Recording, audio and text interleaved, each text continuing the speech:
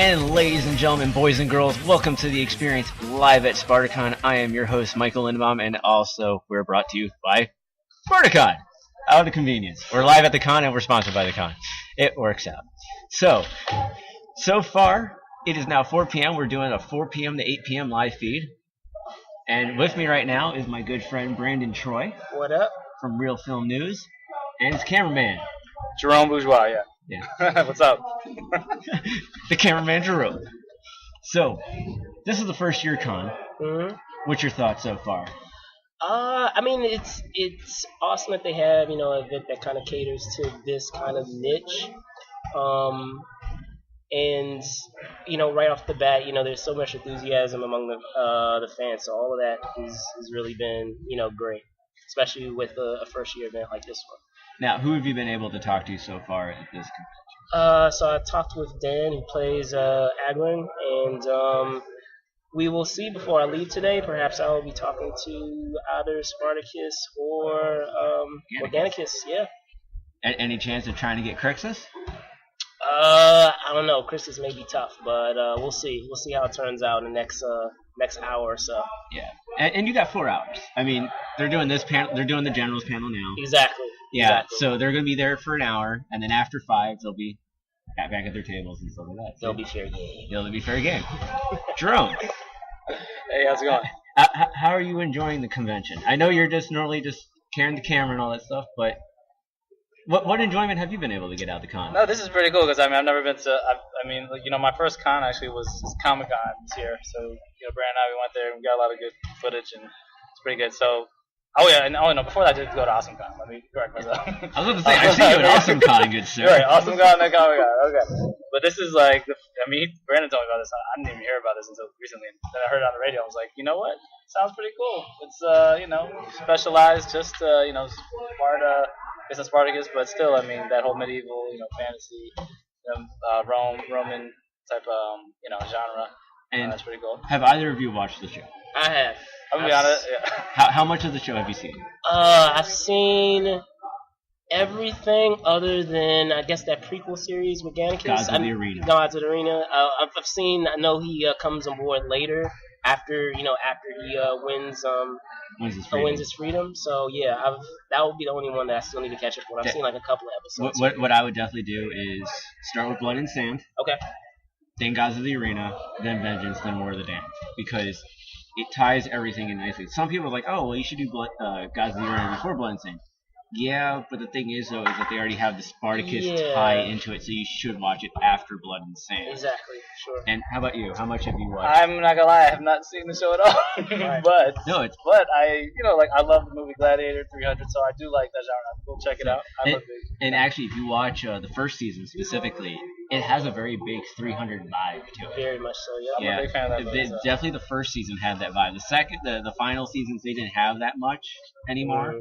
Actually, in Gods of the Arena, they started bringing in more MMA type fighting. Okay. Especially with the Gannicus character. Sure. So that was actually really interesting to see when they did that.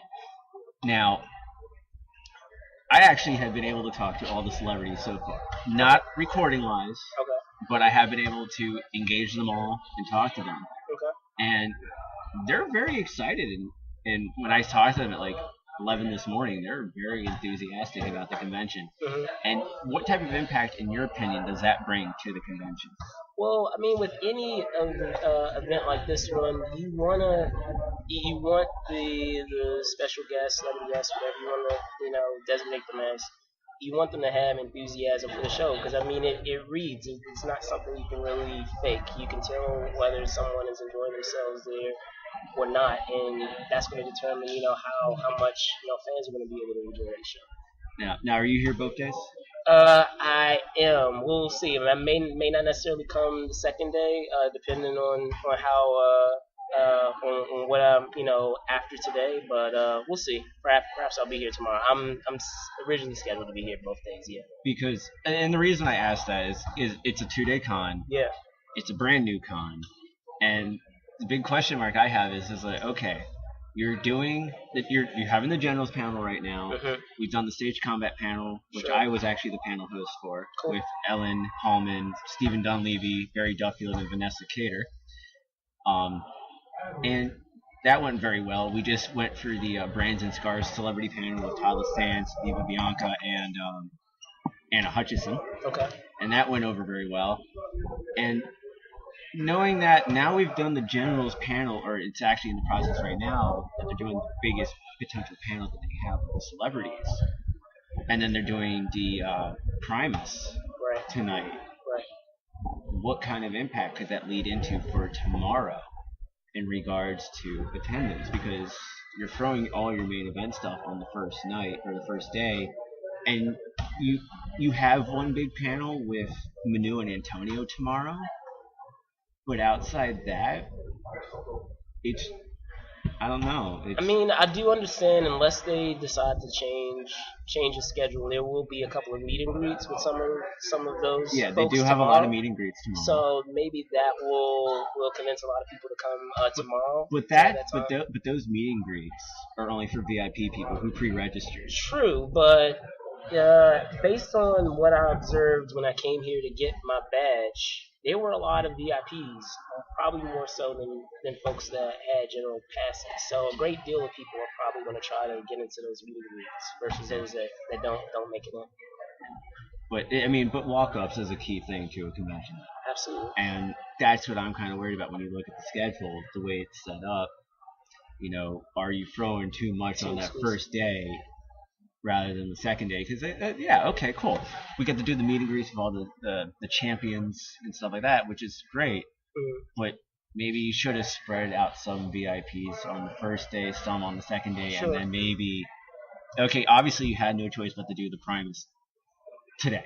Right. That had no choice. You could not do that into a night setting on Sunday. Sure. You couldn't do that. So that made sense for that. But, again, first year con, and I guess this is what we're kind of asking ourselves in regards to that.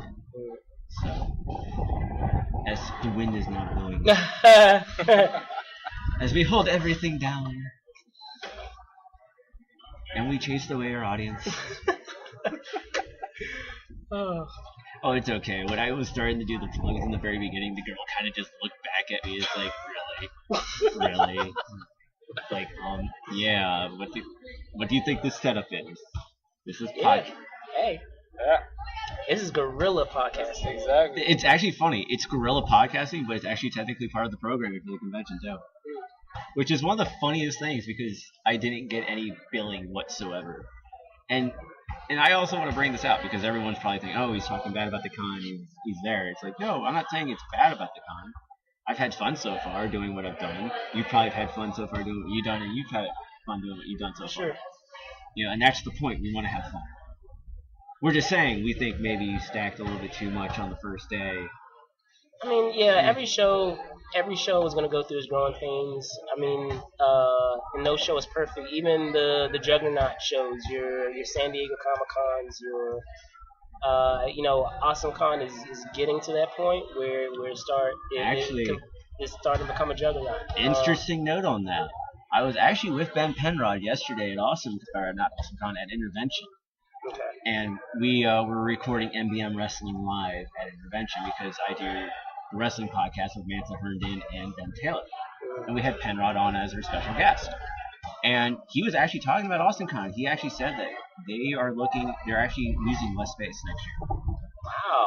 Okay. They're not that much. I mean, you're not really going to notice it, but they're going to use a little bit less space, and that they're looking at doing less celebrity guests. Oh, really? Because, but bigger profile. Bigger profile, but fewer guests overall. Gotcha. Because apparently it became too much. And, that's understandable. It's like, Austin Con was a third year con. Well, to their credit, I could not tell. It was pretty well run. Oh, it was. So I really couldn't tell. It was beautifully well run, and Awesome Con was awesome. It was just that. A few weeks ago, I had Mark Adona on my podcast, and he was a artist at the Awesome Con again this year. And I had met him at T-Mode earlier this year in Rockville, and we were talking. I was like, "Oh, you're gonna be at Awesome Con?" Yeah. Okay, cool. I saw him one time. One time. At his table. Because I couldn't find his freaking table. Yeah. Unless I was walking with somebody else going someplace else. Sure. Like, the way that was structured, I don't think it was structured like that on purpose. But yeah, I got kind of lost in that artist alley, but not in a bad way because then you get to see new art, all the other stuff. Absolutely. Now, speaking about the vendors and some of that, have you ever checked out the marketplace?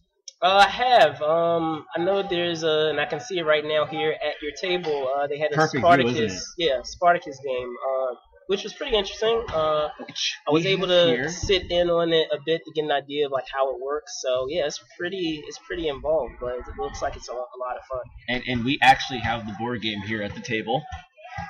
And I actually won that from the TV show. Get out, okay. No, I won that from the show on Twitter, in a Twitter Q&A or Twitter trivia challenge Okay. from the Spartacus Twitter account. And it was the funny thing is I actually won it while I was actually at a hockey game. I was actually at the AHL showcase between the Hershey Bears and the Norfolk Admirals at the Verizon Center. This was when the last strike happened. Mhm. And I was just in the Verizon Center, and I just get this message like, "Congratulations, you won!" Then later that week, I won a Hot Topic Power Rangers pack via Twitter, and I was like, "Okay." And then like going into the playoffs, I won a Caps T-shirt. Wow. So I like won 3 things in that like 4-month span just from Twitter. That's crazy. That's so good. It was hilarious, honestly speaking. But what have you checked out in the marketplace, and what do you think of its setup? For what the space that they have available, it's fun. I mean, I would definitely like to see as this show continues to grow that in terms of what they use as their venue space, that they actually have perhaps like a designated space. Maybe they can rent one of these. If they use the space again, maybe they can rent one of these suites, and that can just be the designated area Well, for the the market. suite's already used up for the most part. That's true. Because what it is that each actor, I believe, gets their own suite.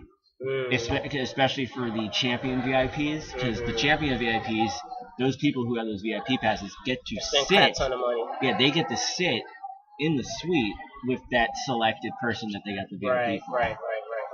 So, So maybe it may mean that we have to do a different venue. I don't know, man. well, thinking that, okay, we're looking at the Sands right now.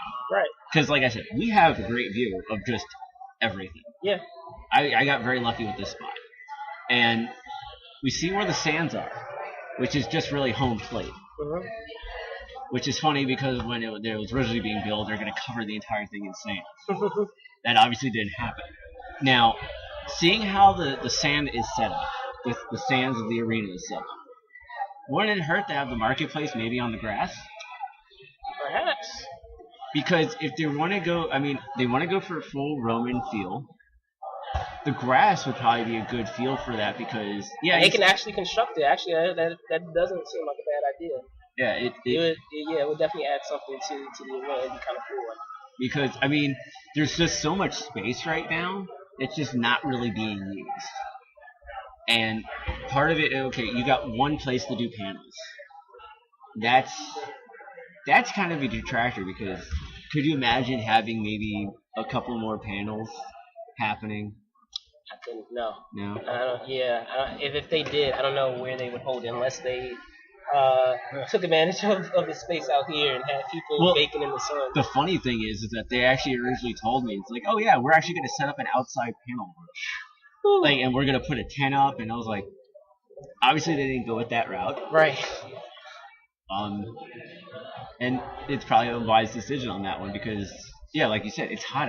If it was like September or October. Today's a humid day, yeah. If it was October, September, that would be a good time to do that. Sure.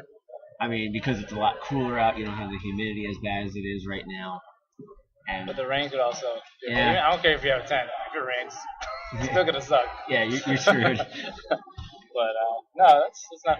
I was thinking maybe they would have more signage or something, or make it feel more like you're in a Coliseum or something, or have some. Yeah. Maybe construct some sets. I may not be more of a budget, but maybe. Yeah. Because I feel like I'm still at a baseball game a little bit, except for. Yeah, it's like it's like when the Frederick Keys do like wrestling night, and they have Bret Hart in them there, like all the wrestling legends. It's like they'll have the legends just lined up out there, and then you come for the baseball game. Yeah. And it kind of feels like that a little bit, even though we're not having a baseball game tonight. We're getting gladiator games. Right. But, there are a couple of things like that. this in general, like I said, this is awesome that we have an event like this. I'm a huge fan of the show Spartacus. But definitely, I would, and this is with any show. Some things that I would definitely. I'm hoping that I would see for their second year. So like just. I know a lot of people are having difficulty getting in this morning. So in terms of whether it was getting their tickets or getting their badges, a lot of folks had difficulties this morning. So perhaps having something with that where it will be able to, for those that don't really go to cons, and I could kind of tell that there were some folks that didn't go to cons, but because they're fans of Spartacus, they're here today. Yeah, because they want to see the stars. Exactly. So just being able to have something there so everyone knows where they need to go to get in. I know a lot of people were confused about that. Yeah, because I was supposed to do a walkthrough a while back, but I never had a car to be able to drive out here to do the walkthrough. So this morning I got here, like I told you guys, I got here at like 8:15 in the morning. Woo! And it was because I had the setup and get everything ready and stuff like that. So, I'm walking around. Well, first thing I did is I scouted a location for the podcast. Sure. We needed to do that. We got lucky. Really lucky. And the second thing I did was I actually walked around because the only signage I ever actually saw was the merchandise booth where the celebrities were. Mm-hmm. And that was about it. I knew that the marketplace was there because I was like, oh, there's the tents. That was the only indicator that I had that that's where the marketplace is. And so, but the problem that I had was trying to walk around to get there to try to, get to the marketplace. So I was confused. I was also confused how to get into the Ludus Lounge, which also they didn't label as the Ludus Lounge. It's just Legends. Right. So like you're saying, making it known where things are and stuff like that, and have directions. Have some signage. And create Roman signage. Oh, that would be awesome. Yeah. Marketplace this way. Right. Ludus Lounge this way. Yep. Yeah. Make some like a Roman style signage. Yeah, we're podcasting live, man. Come on over. Yeah, come on over. This is a live podcast, good sir. We are podcasting from 4 to 8. No cursing, though. No cursing. They're pretty good. Drinking's allowed there, right? Yes, drinking is allowed, but not cursing. Yeah, so I mean, it's like. No, real quick, introduce yourself.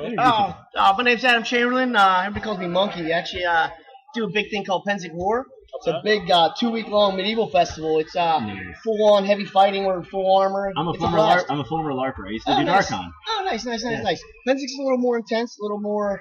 I don't want to insult or nothing, but realistic, in it. But it's. Awesome. I know Pensic. I've heard there's a few guys in DARCon when I was there who actually did. Nice. So nice. I know of it. Definitely recommend going to it sometime if you ever can make it to it.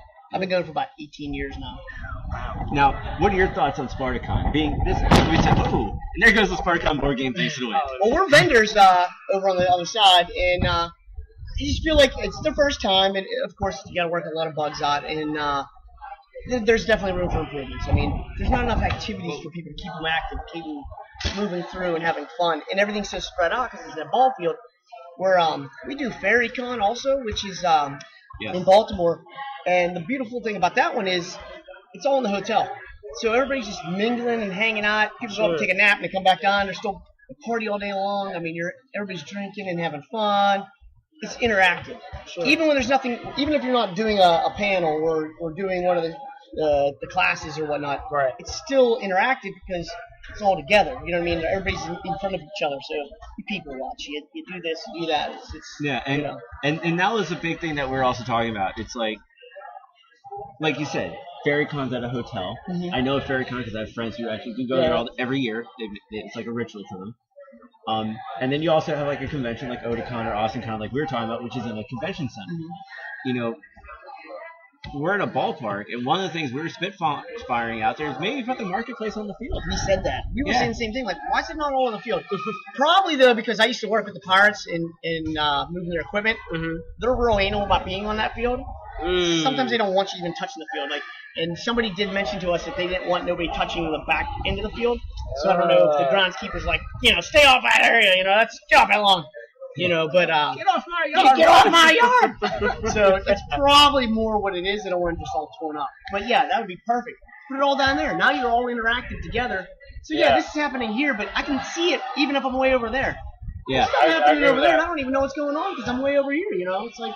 Yeah, and like, it's like I got lucky with this view because I can see where you are. I can see where the panels are. I can see what goes on the field. Right. I turn to my left, and there's the celebrities in the photo op. So I got a pretty lucky. You got a good spot. It's not bad for picking it up. It's like but Yeah, also, I was going to say, it allows you to kind of give everyone something to do. To the credit of San Diego Comic-Con and Awesome Con, even though it can be a pain sometimes, I'll give them credit, they're really good about kind of controlling, and it's not necessarily an issue this year, since it's the first year, but it will become an issue down the line, is doing kind of like crowd control in terms of having things that a lot of people are going to be interested in going on at the same time.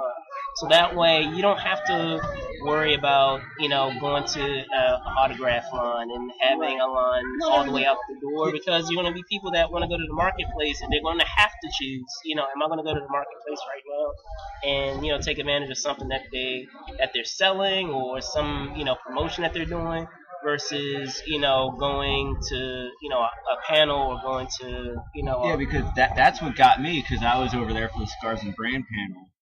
And it was at the very end of the Earn the Mark with Madhu Bennett. And he brings everyone down onto the field to do the haka. Right. I would have loved to have been on the field to do the haka. But I was over there prepping the panel. I was like, I would have loved to have done that. Right.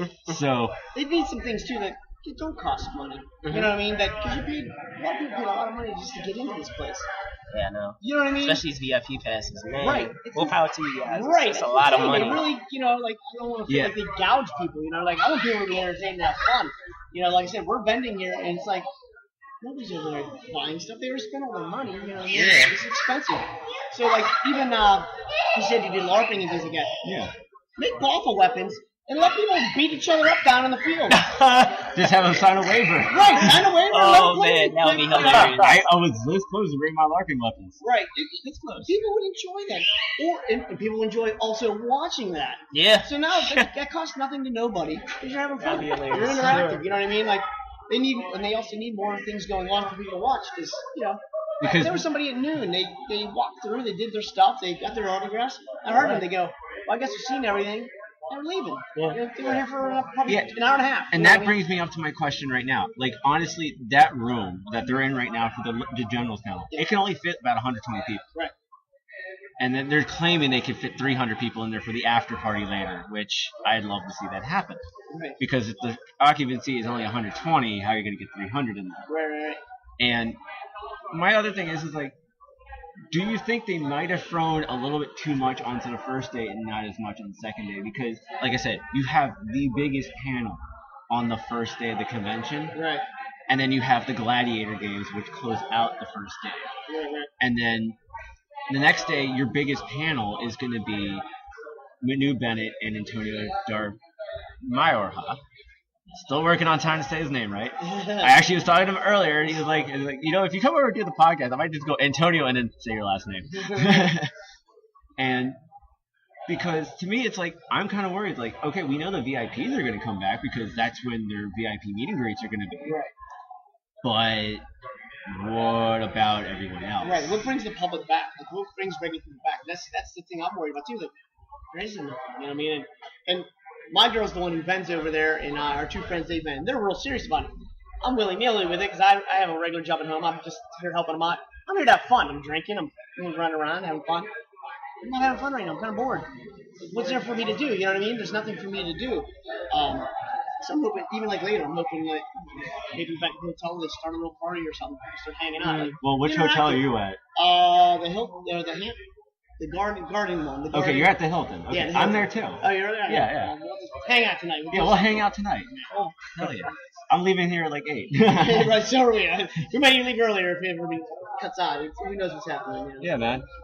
But yeah, because and Jerome, feel free to chip in anytime you want, my man. I'm better than this guy right here. No. Adam, see, Or Monkey. Or Adam, Monkey. Adam, Easier to remember, right? well, actually, I can remember Adam very easily. But since Adam came in, I mean, you kind of went off the side. I don't know. But hearing some of his thoughts from a vendor now, what are some thoughts that both of you actually have on that? Yeah, I mean, I agree with a lot of what he was saying. I mean, the whole fighting thing, or maybe like sword training, maybe like archery lessons. I mean, I think that something like that. You know, you can have maybe a big moon bounce, and then you can go all. I don't know, do something, make it look Roman inspired. And the funny thing is, you mentioned the kids, you mentioned the moon bounce. We're right next to the kids' playground. I think you can figure something out like that. No one here. Not one freaking child is in that playground, and they actually have like a castle. They have a castle. I was eyeing up that rock wall though. There's a nice big rock wall over there. So it's like, sorry, as I drink, live on air. Hey man, I get thirsty too. But yeah, it's like you have something here for kids, which is just that. But also that brings up a bigger question too when you bring up kids. We're talking about a TV show that was rated mature. Yeah, we're talking about a TV show that was rated MA for mature due to language, violence, depicting what Roman lifestyle was realistically back then. Nudity. Yeah, less nudity. So, in a way, because when I thought about that, it's like for me, this is a PG-13 podcast. We can easily make this podcast PG-13 for SpartaCon. That's not a problem.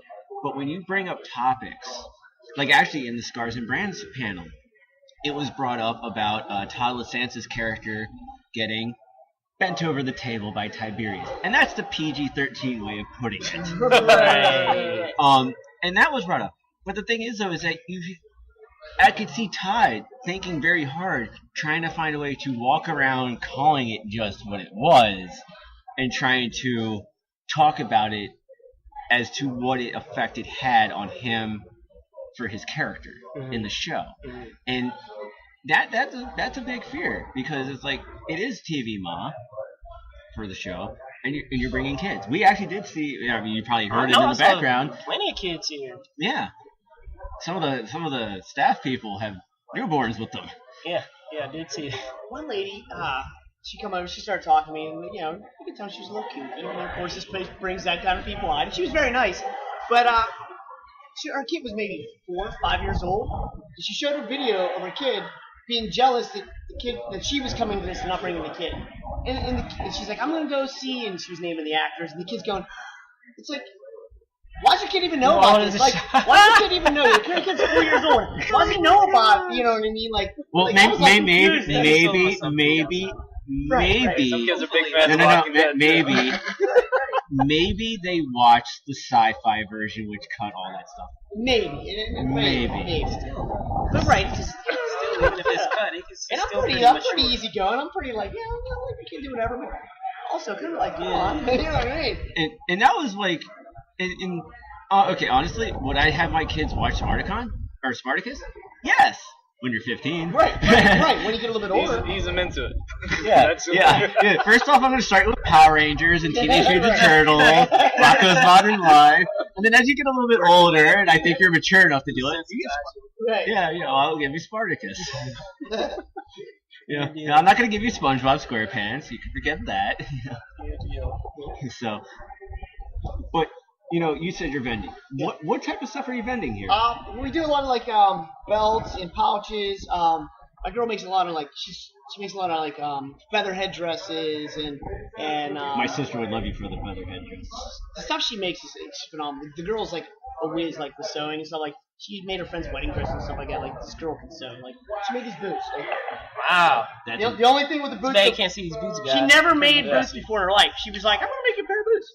And she only did leather bottoms on them because we couldn't find anybody to sell us a sole to sew to it. But, I mean, she made the boots. Like, they're slick boots. And I've had these for about 4 or 5 years now, wearing them like that Pennsic floor and running around and stuff like that. But the girl's good. Like, she made the pouch. I did all the metal work on it. The belt, the stuff, we made the belt. She does a lot of just different stuff and makes just whatever. Does a lot of, feather hair pieces and shoulder wraps and things like that. So a lot of different stuff. Cool. Yeah, that's very very cool because like for me, I love going to run fairs. Yeah. And when I actually had Meg Snyder on last weekend to promote the convention, she was saying that this was an attempt. Those are some sneezes. But it's supposed to be like a mesh of a red fair to convention. Right. You know, I'm not saying that they failed at it, but I think they fell short on trying to reach that mesh because I love ren fairs. Right. I'm planning on going up to the Pennsylvania one soon and the Maryland one. Yeah, that was near us because that's where we live. We live like outside Pittsburgh area. Yeah. And we're supposed to go to that just to go. And I actually haven't been to a ren fair. I was once because when I first met my girl like 10 years ago, she used to run the circuits and defend those. Mm-hmm. So they always did those circuits. But Penzic, what we go to, what's awesome about Penzic is it's not a ren fair. It's the fact that like you can't just come and be a people watcher. You can't just come in regular clothes. You have to attempt to dress that way. You have to attempt to live in that kind of way a little bit. You know what I mean? You just can't walk in blue jeans. People will be like, "Hey, buddy, you gotta get out of here. You know what I mean? They chase you out." Like, but it's really neat. You pay from the time you go to the end, and every night there's parties and there's things to do, and you get up and fight the next day if you're into that. If you're not into that, you can go take a calligraphy class or an ancient medicines class or you know what I mean, whatever you want. There's 15,000 people all over the world. Like this, it just ended last weekend, and I was running around with guys from Australia, like awesome guys. They were a blast, you know. Drinking, so we had a blast. It was fun. It was a lot of fun. And you know, and like I said, I love ren fairs. I don't feel like I'm at a ren fair, honestly. No, because not at all. like the closest thing to the ren fair is the marketplace. Right. Everything else is just okay. I'm at a baseball stadium. Right. That's what it is, and you know, and like we said, we're not talking down about SpartaCon. Right. We're just saying these are if some you want it to keep going, there's improvements you got to make. That's Yeah. basically it. If you want it to be big and you want it to be successful, there's some things you need to try to do. And not only that, but one thing is that I think they should also go the route of Power Morphicon. Because Power Morphicon, which is a Power Ranger only convention, in which I am going next year. I've already registered to go next year to Pasadena, California to go to it. Well, they're making a new movie. Yeah, well, there's a lot of stuff, but the point that I want to bring up with Power Morphicon is they're every other year. They were last year, but they're not this year. They're next year. Because you got to keep in mind, they're based off of a TV show, Yeah, and like there's you only said, so much you can do. and like you said, the new Sure, movie right. coming out. So the same thing should be said about SpartaCon too. If you're gonna do it, don't do it every year because you're gonna wear out that lore. If you come out say like every other year, and you bring out some newer not only that, but 2 years would actually help with the planning process on improving upon what they did the first year. Well, here's the real thing. If they are going to do it every year to kind of jump off of that point, then it means that they're going to have to branch out a little more in that genre. It can't solely be obviously Spartacus. And I mean, you can still do things that are in that wheelhouse. I mean, you can do like Xena stuff, or you can do 300 stuff. Maybe they can get folks from 300 or folks that. Well, that it's are from actually 300 interesting that from you Xena. bring that up because if you go on the redserpents.com, That's what the impression. they actually bill it like, okay, it's SpartaCon based off the show Spartacus. But they mentioned Vikings, which apparently there is a Vikings con in the works. Okay. They mentioned 300. They mentioned Xena. They mentioned Hercules. I remember. So like we would know because we went on the website like probably 100 times just looking up information that we need to know. Right.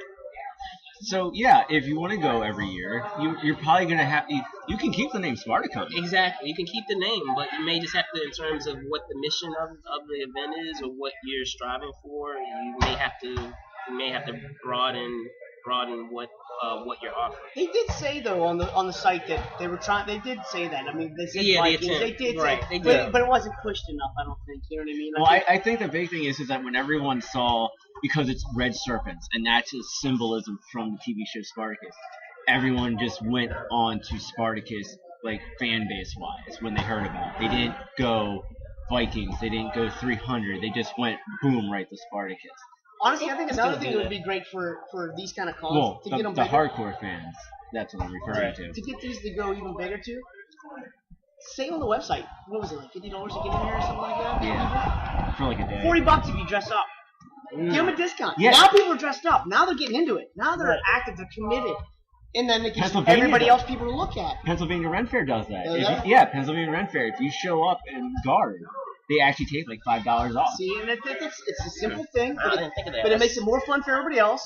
And half my fun is watching everybody else to see what they look like. And not only that, like, but look, not only that, but it actually allows the attendees, you know, even though they're just attendees, it allows them to open up those creative juices too. Right. They go, man, I really like, you know, for women, I really like Sax's outfit. I really like Olivia's outfit. Right. I want to make that. Right. You know, for the guys, I want to be like Gannikins. You know, get the Gannikins, make Right. the Gannikins attire. That would be, I mean, we have some cosplays. Right.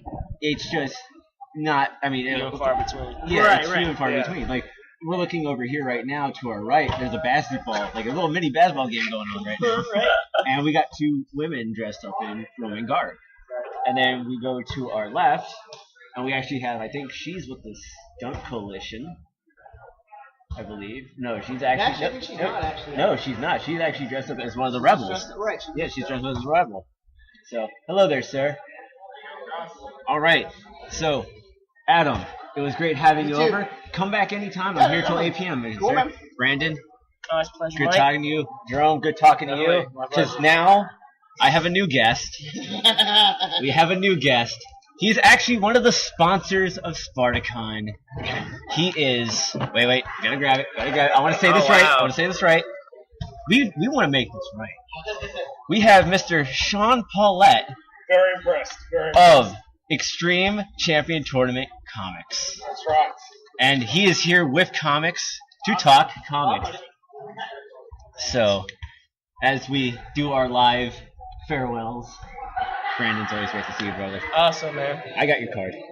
No, I was actually. Oh, no. plug yourself. Go for it. Yeah, so you can hit me up on Twitter if you want to talk anything about cons. As Mike well knows, I go to tons of cons throughout the year. He has also reviewed my movie. I have. So hit me up at Brandon Choi RFN on Twitter, or you can hit me up on Facebook at Real Film News. So I'll leave it to you, man. Thank you, brother. Later. Great seeing you again. Great seeing you again, Jerome. So, Shaun, how you doing? Yeah. Welcome to the world of live podcast. I know this is very daunting. I've never been on a podcast. Well, think of it like this: we are recording. We're not live streaming. Oh, that's good. So we can edit this out. Yes. Perfect. Yeah. That's always good. So we're not live. We're actually, this is day one coverage, which means we'll actually be airing this next Saturday. Okay. And then day two, which is tomorrow, will be aired on the following Saturday, on the last Saturday of August. All right. Cool. Awesome. And then I already recorded stuff for September already. So, Xtreme Champion Tournament Comics. Yes. And I've been hearing a lot about you on Facebook and on Twitter because you, like I mentioned before, you are a sponsor for the convention, and you wrote a comic book, which is essentially they bring Spartacus back from the dead. Yeah. So I'm a fan of the series, like everyone else. So, Yeah, that's why I'm here. Yeah, didn't really want the series to end, like everyone else. So yeah, came up with the idea that Spartacus gets resurrected in the year 2069. The UFC has evolved back to gladiatorial fighting, and the poor guy's back where he started, fighting in an arena for a corporation or a company that's it's just out to make money. So I've got the 3 issues out at the moment. So we've got the first one called Spartacus, the second one Reborn, and the latest one which introduces the villain Awaken the Bayok. And yeah, it's been pretty successul back home in Australia, and just slowly getting into the American market now. So.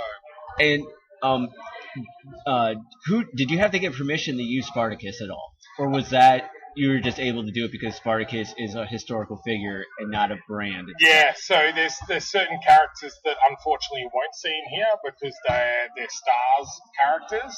So all the characters in the comic book are your generic historical figures. So there's Spartacus, Leonidas out of the 300, a Minotaur out of Greek mythology, but unfortunately you won't see some of the cooler characters like Agron or someone like that. Agron was created for the show, but Crixus is a real character. He's a real person. Because he was actually legitimately one of the generals along with Animaeus.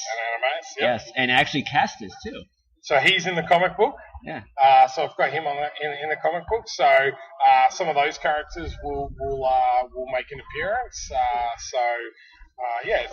It's kind of cool to be able to mix and match between the historical side and the TV series. But for legal reasons, you can understand that you can't take every character that they've created. So yeah. Yeah, and that's understandable. Now, I want to backtrack a little bit before you did your Spartacus comic. What got you into doing comic books in the first place? What inspired you to start doing them? Yeah, well, as a kid, my mum could never get me to read. So she bought me a comic book because, of course, kids love comic books. And you hearing that, parents? Comic books. And seriously, my mum bought me a comic book every month. It was X-Men 1991 Jim Lee series, and she bought me one every month, and then said, "Look, if you read a novel now, I'll keep buying you the comic book." And I don't think she thought that 20 years down the track that I'd be making my own comic book and saying I want to do this for a profession, but it's definitely helped me with my reading and communication skills, and because there's actually legitimately a lot that you can learn through the comic books just through the characters, especially when they're very well developed characters that people can actually relate to, and that's one of the nice things about those. So what? I want to get back to more Spartacus because obviously we're at SpartaCon, but I want to touch base on some of your earlier works. What other comics have you created? To be honest, this is my first comic book. Really? So I was quite surprised that it hit #1 in Australia for an independent comic book. It was this is my first foray into the comic book industry. I have read a lot of comic books and have helped other creators, but I haven't penned a whole book myself. So yeah, this is my first foray into it. What you mentioned that you helped with others. What other comics have you actually helped out with? So a lot of the Australian independent scene. So there's a really cool comic book called Killaroo, which is based on a kangaroo in Australia by a guy called Darren Close. So that's a really cool series. And there's also another one called From Above, which is by a guy called Craig Bruin, and so they're fairly big in the Australian scene, but probably haven't been heard of over here. So. And it's actually good having you on here because right now there's another convention going on. There's a lot of comic people there, and so Twin Tiers. Intervention in Rockville. It's on the other side of Washington D.C. Yep. Okay. And you got Amy Chu there, you got the guys from Star Power, so you have some other comic artists that are there, and then obviously you have other conventions where you just see the Marvel, DC people and stuff like that. Yeah. So it's actually good that at least one of us in our group of convention podcasters is actually getting somebody from another country, bringing out names of, hey, maybe these are people that you should be checking out because you don't get them here, but we get them over there, and you should check them out because if you like them and you spread the word out to your friends over here, then hey, more and more of you guys can then come over here and exactly right. And this network. The Australian industry is really good at supporting other local independent artists. So there's about 6 of us that actually travel around all together and do all the different conventions. And last year we actually came over here and we went to Dallas Comic Con and Comic Palooza, and that's where I launched issue 0 of XCT. And from there, it's great to be able to help, have American artists come over to us that are independent that need to to get the word out. The biggest problem I think with everyone when you're an independent is distribution. Is actually getting that out there, other than doing a digital platform to get that physical copy in people's hands is pretty hard and pretty expensive. And I want to throw this out there right now. And this is a shout out to my good friend Patrick Michael Strange, because he is actually here. He's going to be doing the cosplay panel at 6 p.m. He does a comic book show called New Release Wednesday. He puts out a new episode every week, and it's literally reviewing comic books the week they're coming out.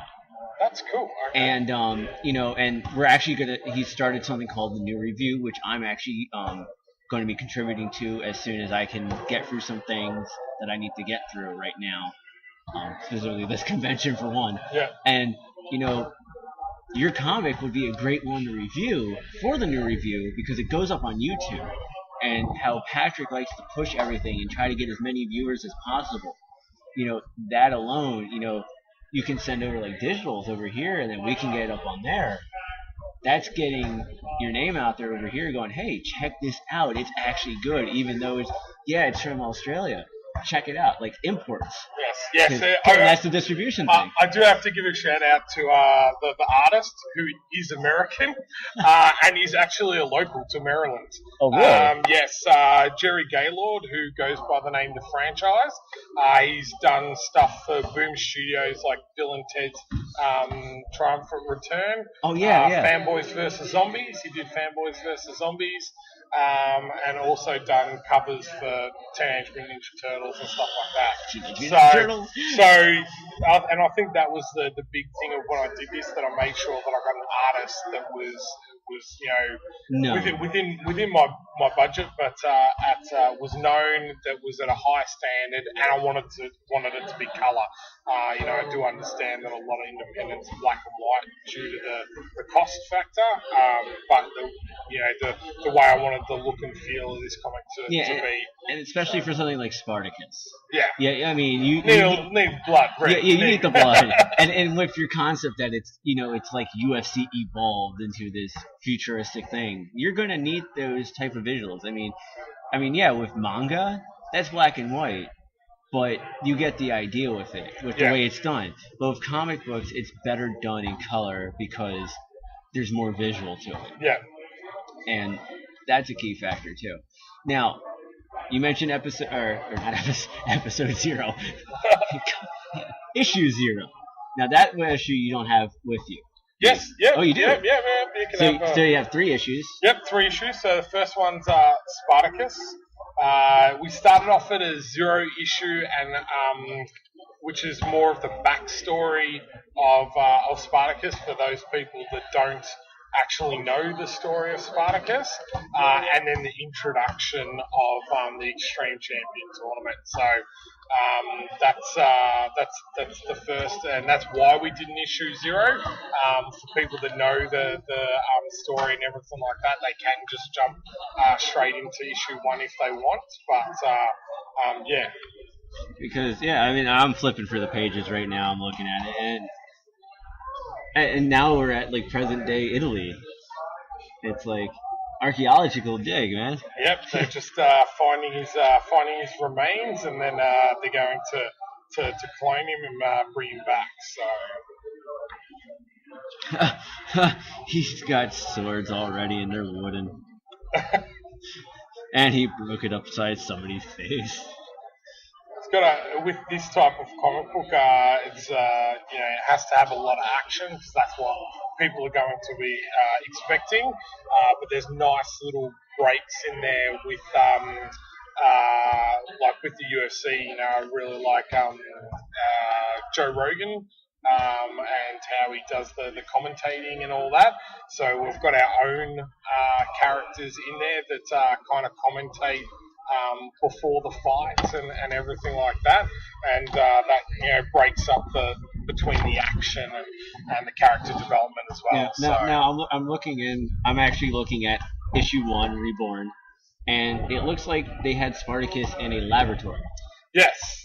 So he's what do you call it? Test tube baby. So so now they've got him training in a high tech ludus rather than the old luduses. So and he's got a mentor type of thing, which is the doctor that's brought him back to life, and his name just happens to be Frank Enstein.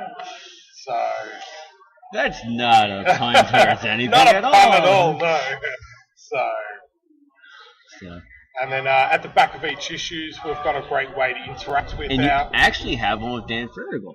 Yes, yeah. So And may I read it? yeah, definitely. Okay. Now, this is in issue 1, Reborn. It's on the page called The Locker Room, which is at the very end. The pilot issue of Xtreme Champion Tournament Spartacus was everything I wanted it to be. Badass, brutal, and bloody. The team at Comics to Movies brings us a futuristic spin of gladiatorial combat, where any foe is possible, all the while keeping the essence of the Spartacus cable series intact. Awesome, I look forward to the next issue. Dan Fergal. Dan played Agron in the Spartacus TV show on the Stars Network. That's really cool that he did that. So I've got a photo that I absolutely love that he put on Twitter, and that's him lying in his lounge room, and he's reading the comic, and someone's taking a photo of him reading it. So. And you actually have one here from Barry. Yes. Duffield, who also does comic books as well. Yes, he's got Dead Man's Land and also... Tandoori Apocalypse. Yes. So... Yes. Who I have actually told Barry, you need to come on this podcast and we need to talk about them. Because like I said, we're talking about comic books right now. That might be a highlight of talking right now because it's Barry, we could talk Spartacus, yeah. But we do comic books, dude. As well. Yeah. And I know I think with Dead Man's Land that was also nominated for one of the Geeky Awards as well. So it's quite a good graphic novel, and yeah, it'd be good to get him on. So Barry, if you're listening, get over here. Come on. So you're gonna go by him. Just go. Hey Barry, go over there. Now, yeah, I'll tap him on the shoulder. So podcast now. Yeah. We want to talk comic books with you because it was I actually have them both on my wish list on Amazon. I just can't afford them right now because, bills and buying a car and all that stuff. Stuff in real life. Real life stuff. Yeah. That's why I have the day job. So I don't get paid to do this podcast, but I'm having fun. Yeah. I'm meeting great people. And, I have them on my wish list. I really want to read them. And it's not just because he did the show Spartacus. It's because from what I read in the synopsis of his stories, they're pretty damn interesting. Yeah. And I think that's the good thing. That a lot of these guys are multi-talented, and yes, they're famous for the Spartacus series, and yes, we all love them because of that.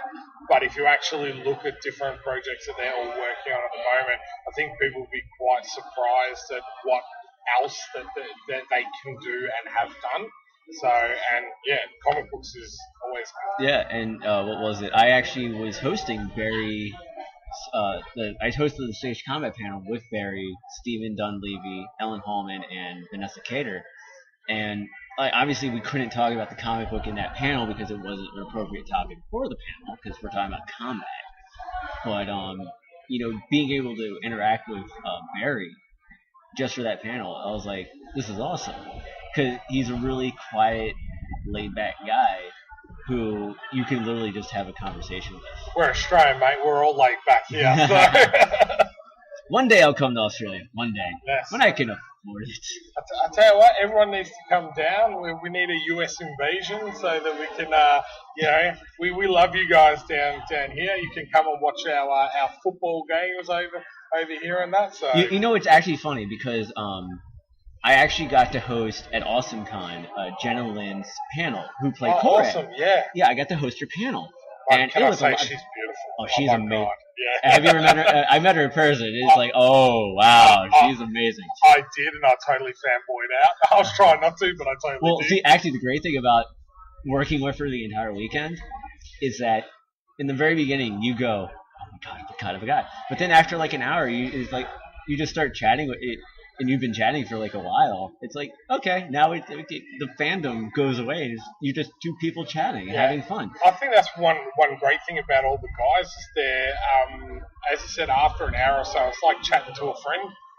It's just like chatting to that guy that you've known for ages, and Yeah, like that one guy that we had sitting right here, Adam. Like he was just sitting over there. It's like, oh, you talking about changes that you like to do to the con, and he didn't know we were live podcasting.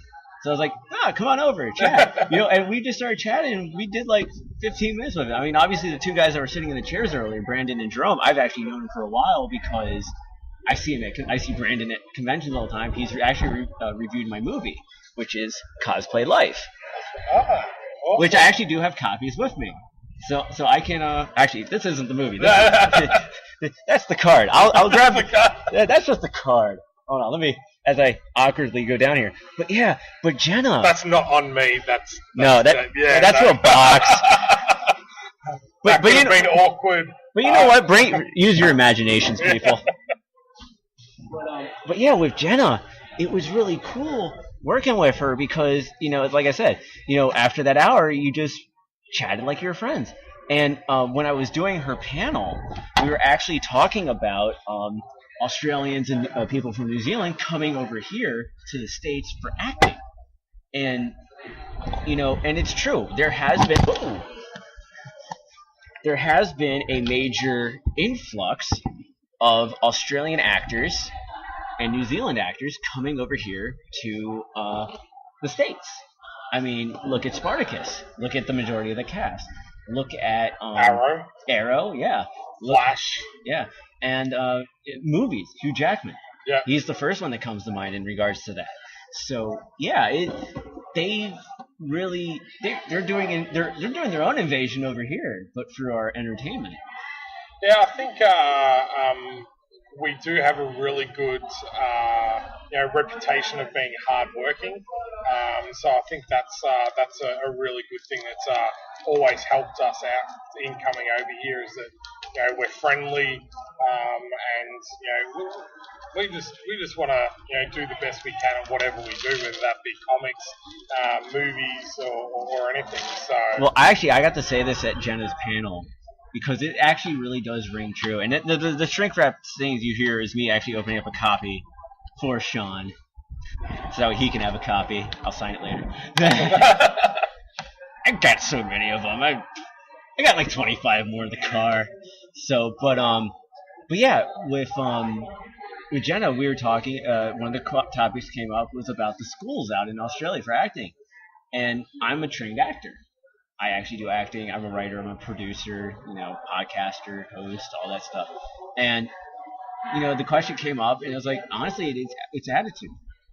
The people in Australia and New Zealand, they want it more than people over here, because people here in the States, they kind of just want it handed to you, and it just doesn't work that way. Yeah. I'm not the best looking guy in the world, but I have a strong work ethic that can get me to that level. Whereas, Anna, I'm going to use Anna Hutchison. Actually, yeah, I'm going to use Anna Hutchison as a good example. She is beautiful. Beautiful. I got to talk to her earlier today because she actually did Power Rangers, and I was like, I'm a huge Power Ranger fan. I got her Ranger keys. Oh, there we go. Awesome. Yeah, I got the Ranger keys. Just waiting for her to come on over. And so we were talking about it, and again, after a few minutes, he's just like, oh, we're friends. But you see her, she's beautiful. She's amazing. But she works hard for what she has. And that's the key thing. Yeah. This podcast, this is like what we're recording now is going to be episode 8 of this podcast.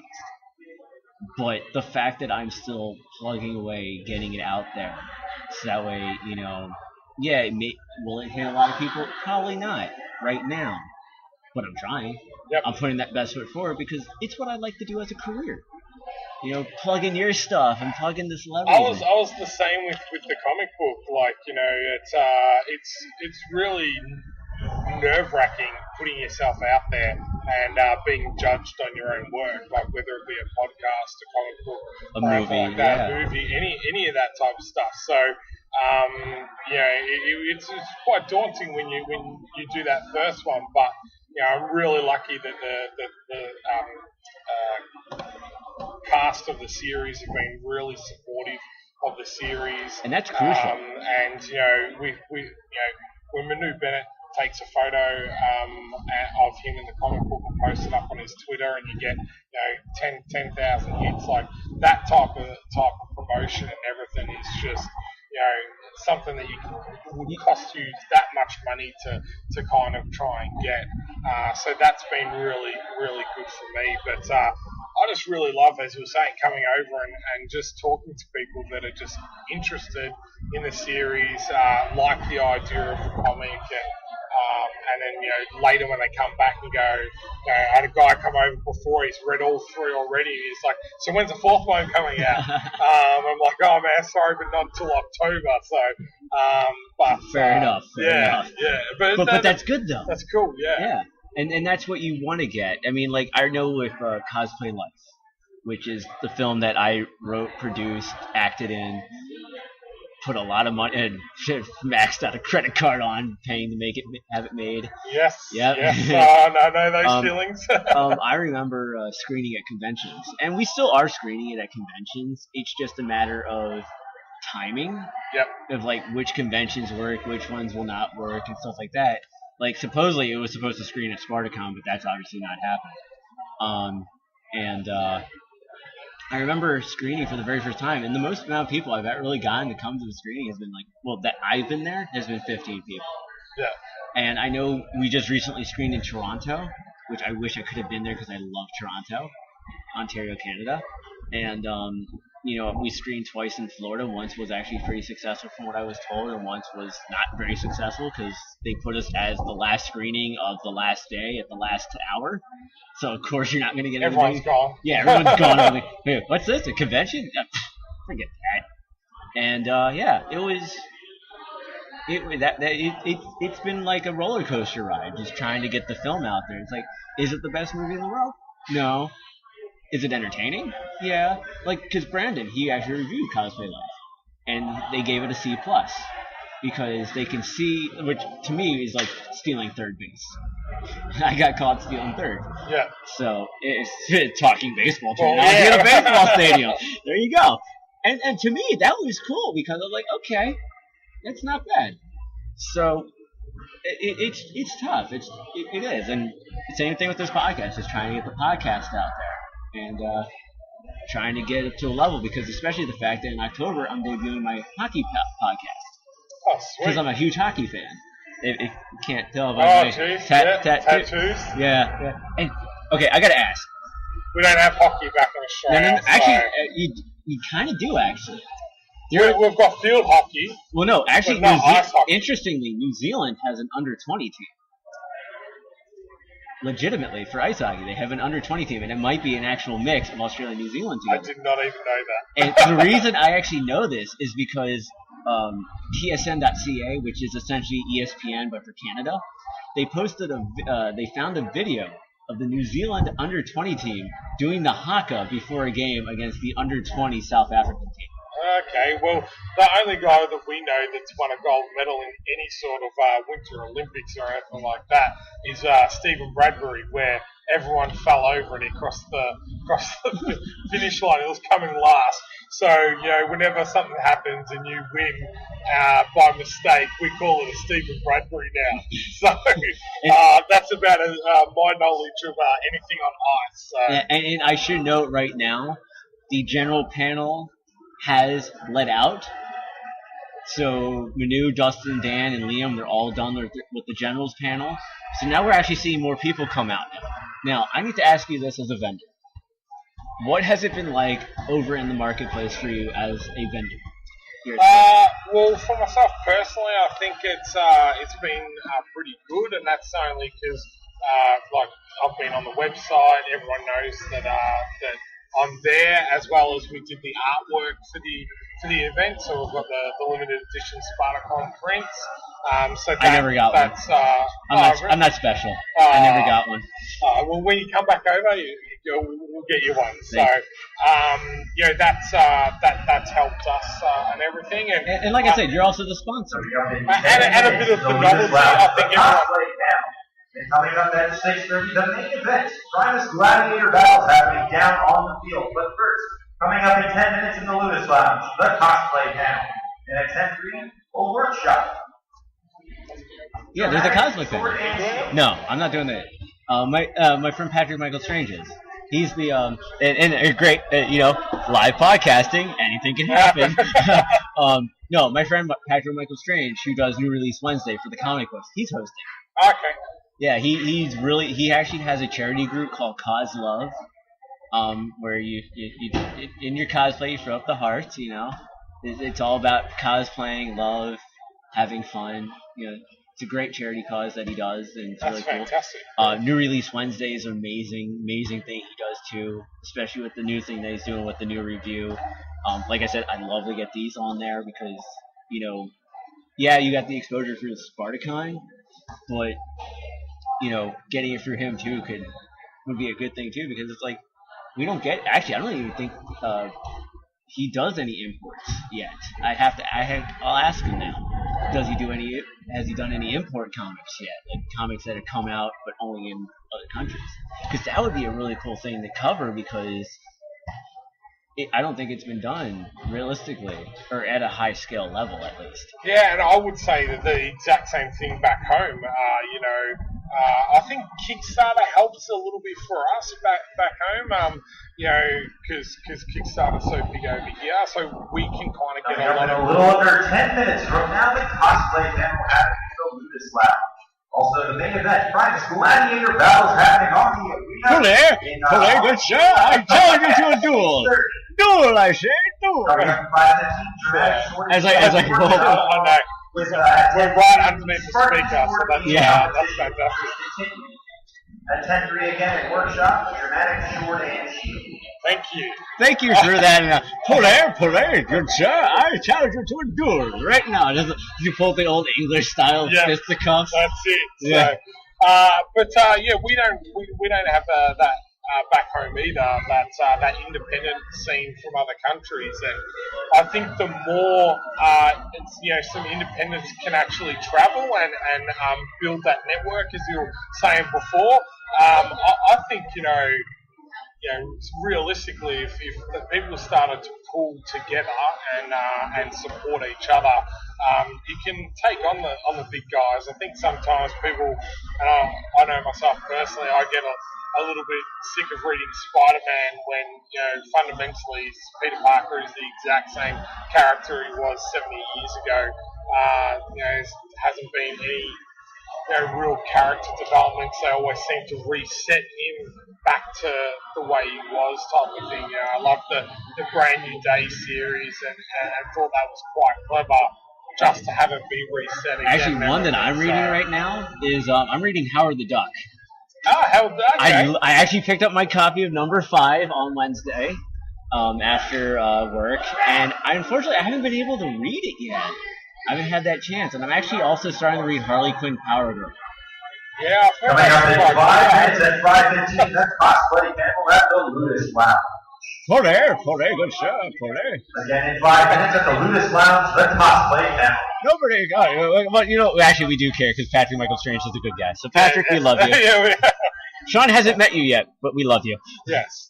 But yeah, I actually started reading Harley Quinn and Power Girl. And I was just like, you know what, I just gotta keep sticking with this ride. So I'm getting, I actually subscribe to it at my local comic book store. Yeah.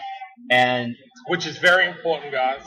Subscribe. So they can support the indies. And actually, interestingly, my debut recording was at Free Comic Book Day. Oh, really? The first Saturday of May, at least here in the United States, is Free Comic Book Day. It is back home, but I was actually over here in America for that on my honeymoon. And I still got to nick into a comic book store in Orlando. So I had to pick up the Marvel because they had the Attack on Titan spinoff. Yep. I had to pick that up because I love Attack on Titan, and to me that was a very important one. And then how about The Walking Dead? I'm not a fan of Walking Dead, honestly. I've never gotten into it. And it's the only black and white comic book that I can read. I'm a very visual person, so I love my bright colours and everything like that. But I really enjoyed the Walking Dead series. But you want to know something funny? My mom actually messaged me this morning, and I had actually read it yesterday. And she's like, "Oh, did you know that season 7 of The Walking Dead is filming in Hagerstown, Maryland, which is like 45 minutes to an hour away from where I live?" And I was like, "That's nice. That show sucks." because actually, legitimately, I actually watched the first 2 seasons and just didn't grab it. Yeah. I get, and that's the thing. You got to give things a legitimate try, whether they be comic books, TV shows, whatever. You just can't watch one episode or read one issue and then go, "It sucks." Yeah. You can't do that. You have to go, "You know what? I want to read 2 to 3, maybe 4 issues and see how I feel about it. I want to watch 3 to 4 episodes." Although for me, I actually watch an entire season of a TV show because I'll just buy the thing on DVD and just binge watch it. Yeah. Because I don't do Netflix. So, but Shaun, you have actually done 40 minutes, good sir. Thank you so much, man. Yeah, Thanks man. for having me. Not a problem, man. So. It is a pleasure. Yep. And I will definitely be reading the comics. I want to review these. I've said it over and over. I want to review those suckers. Because I definitely want to read them. I got your copy of Cosplay Life right here. I'll sign it for you. Perfect. And we're going to actually take a brief break. And until then, we'll talk to you all soon.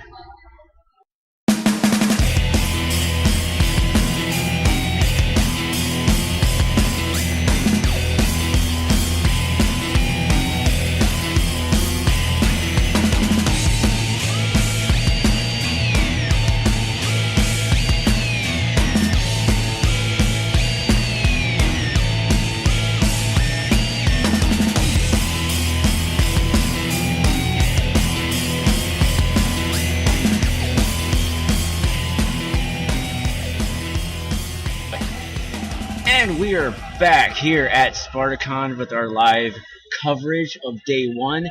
And joining me now is Kristen. Hello, Kristen. Hello.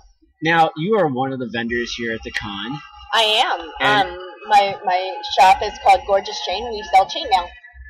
And I was actually looking at some of the wares. You have a battle teddy bear. We do. We have a battle teddy bear. I am currently wearing our chainmail fedora. It's one of our signature pieces. Chainmail earrings. Chainmail earrings, necklaces, chainmail dice. We can do up to a D20.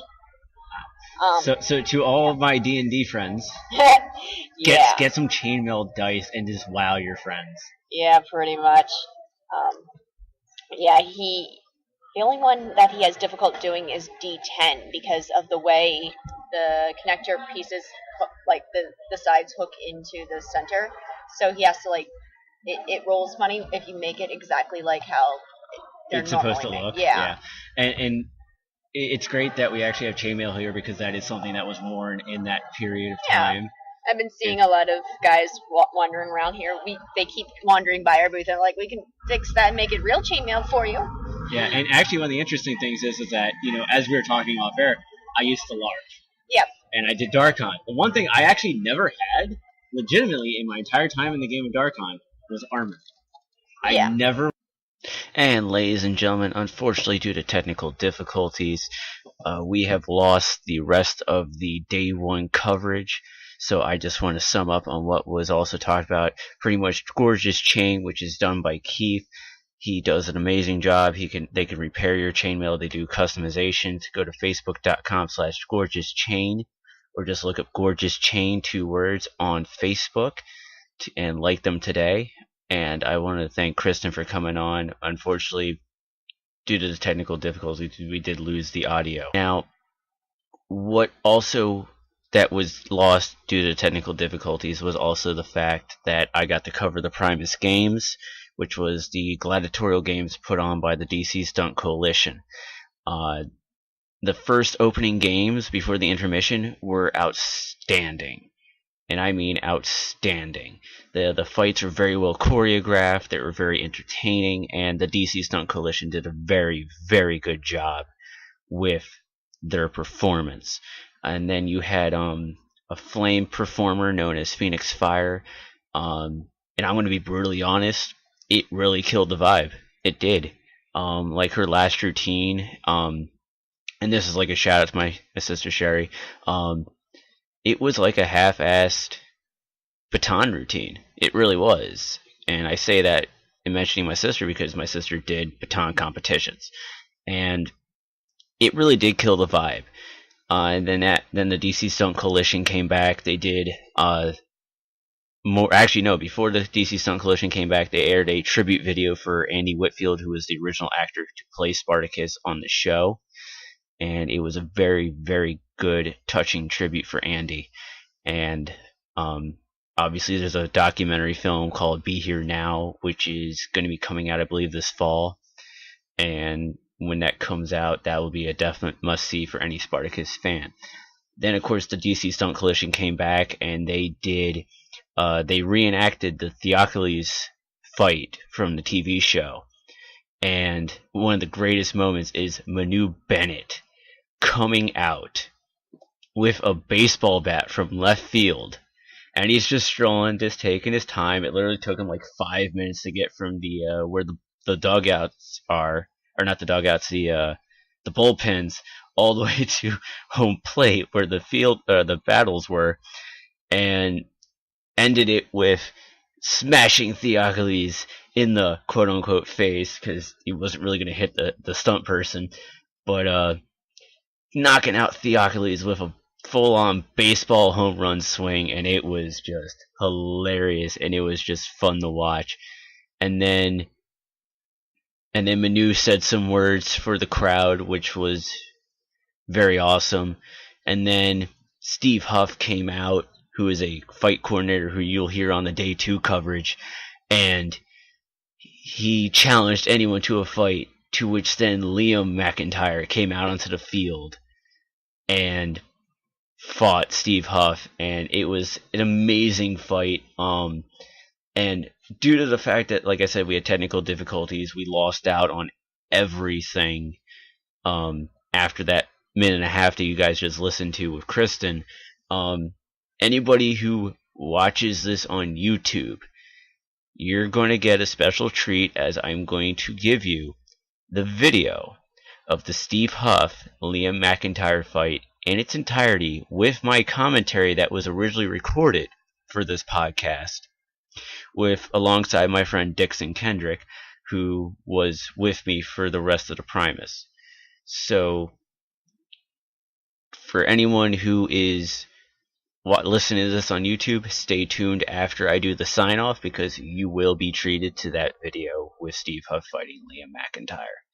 Now, of course, I'd like to thank everyone who came on the show for Day 1 coverage, and you can all follow me on Twitter at the Lindenbaum75, Facebook at facebook.com/X75 Productions, and on YouTube, just look up X75 Productions and subscribe today. And for SpartaCon Day 1 coverage, I am signing off, and next time you hear from me, you'll be hearing the panel that I did with Kristen Sikorsky. So until then, keep on having fun, guys. Oh, this is awesome. Liam McIntyre has donned the two swords and is now fighting. This is amazing. Now, that's just cool.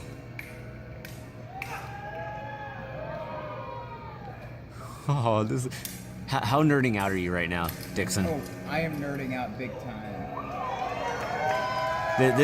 This is something we weren't expecting, and this is actually because originally it's like, you know, are the actors actually going to perform? That's actually a big question that has to be asked. And you know, I've been pleasantly surprised that a lot of them have actually done legitimate performances, like what we're seeing with Liam right now, what we've seen with Manu earlier today, when we saw Vanessa, Ellen, and Steven do the demos and stuff like that. Well, we knew about a lot of the demos anyways, like some of them. But seeing it like this now, it's actually very amazing. And it's really cool. And Liam's about to stake the guy, and everyone's like, no, let him live, no! Nah, just kill him. Oh, you let him live. Nah, screw it. Oh, that was awesome! Oh, That was amazing. that was awesome. He's like, nah, I'm gonna drop the sword. Nah, screw you, I'm gonna kill you.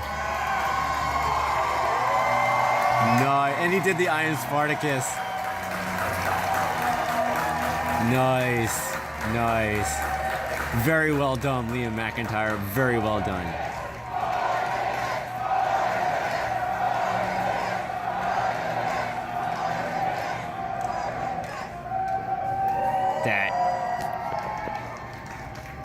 That was cool. That was really cool.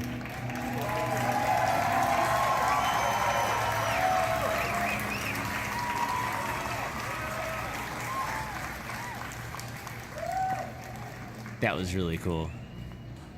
And now Liam runs off the field.